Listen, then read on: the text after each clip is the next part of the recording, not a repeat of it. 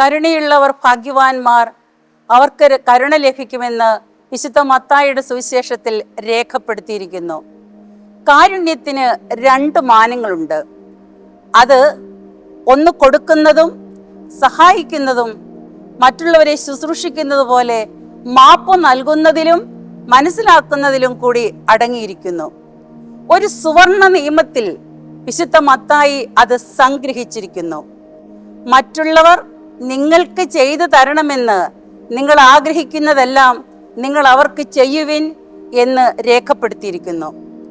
സ്വന്തം ജീവിതത്തെ ദൈവത്തിൻ്റെ മുമ്പിൽ മാത്രം ഇരുന്ന് നിശബ്ദമായി ഒന്ന് വിശകലനം ചെയ്താൽ ദൈവത്തിൻ്റെ കരുണയുടെ വറ്റാത്ത ഉറവ അനുദിനം അനുനിമിഷം നമ്മിലൂടെ നിറഞ്ഞൊഴുകുന്നത് തിരിച്ചറിയുവാൻ നമുക്ക് കഴിയും.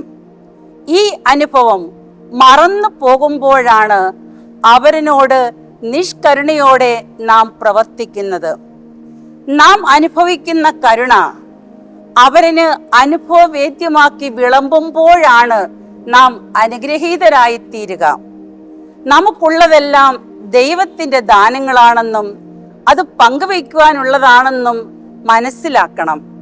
കരുണയെന്ന് പറയുന്നത് നമ്മുടെ ഓരോരുത്തരുടെയും ജീവിതത്തിലുള്ള അനുദിന അനുഭവമാണ്. അതുമാത്രം കരുണ അനുഭവിക്കുന്ന നമ്മൾ ആ കരുണ മറ്റുള്ളവരോടും കാണിക്കണം. സത്യത്തിൽ ക്രിസ്തീയതയുടെ അടിത്തറ അടങ്ങിയിരിക്കുന്നത് കരുണയിലാണ്. ഈ നോമ്പുകാലത്ത് കരുണയുടെ സാക്ഷികളാകുവാൻ നമുക്ക് പരിശ്രമിക്കാം.